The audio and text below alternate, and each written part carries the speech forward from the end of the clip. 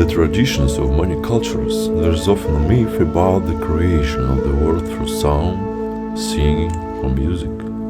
In Hinduism, it is believed that the universe was created through the vibration produced by the sound Om. This is not only the primordial sound, but also the vibration that continues to permeate all of existence. It's considered eternal and symbolizes the unity of all things. In the mythology of the Maya and some Native American tribes, the gods created the world through songs. Australian Aboriginals believed that every part of the world was created and it's still sustained by its unique song. In Norse mythology, Odin possessed the art of creation through magical songs. If you listen to your inner feelings, you might agree that there is something in these stories, something that resonates with our hearts.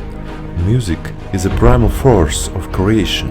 When we sing or play an instrument, we become participants and co-creators, not only of our world, but of our own personal worlds, each of which, even if it's the simplest song you hum to yourself, has the infinite potential to expand into an intricately detailed and complex universe. As the gods responsible for all our creations, we must know the key principles of creation, so our worlds do not turn out shameful or terrifying.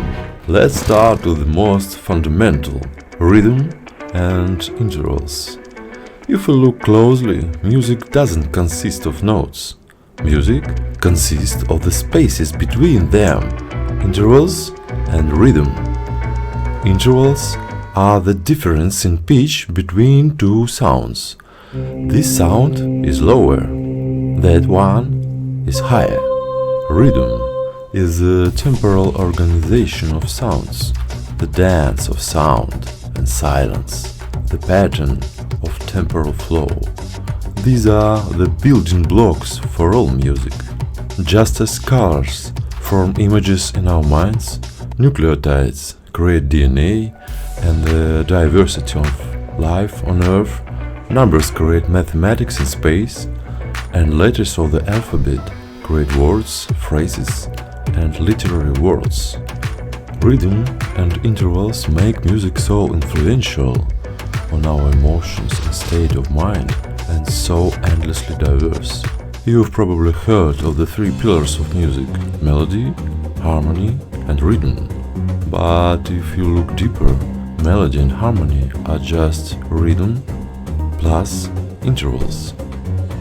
Melody use intervals in sequence horizontally, while harmony layers them rhythmically, creating simultaneous, multi-level sounds. In both, the intervals remain the same.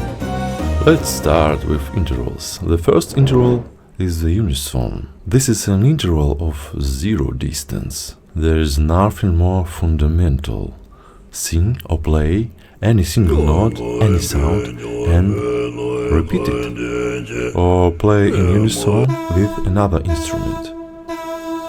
Congratulations! You've created a tiny seed of the musical universe. Since there are no other notes, we will consider this sound the tonic. The tonic is mainly the most fundamental note in a song. It's the sound that permeates the entire musical piece. It's the point of reference, the center of gravity, the sun in our solar system. Everything is drawn to it, everything revolves around it. It's like a god infusing everything. It's the very sound of Om, present in everything. A song doesn't have to start with the tonic, but soon it will emerge, pulling all other sounds towards it. And most songs end with the tonic.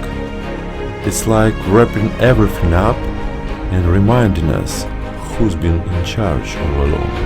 And that's it. Interestingly, The greatest pull is when we are very close to the tonic, even closer than a semitone. Listen to this example. Two sounds merge into one.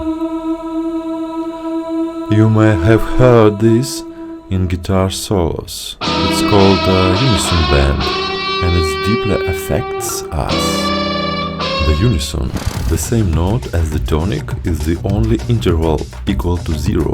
There is no distance between the main center and the current sound, so it feels like nothing is happening. We can also use an octave, or 2 or 3 octaves is the same note, for example E, but higher or lower than the tonic.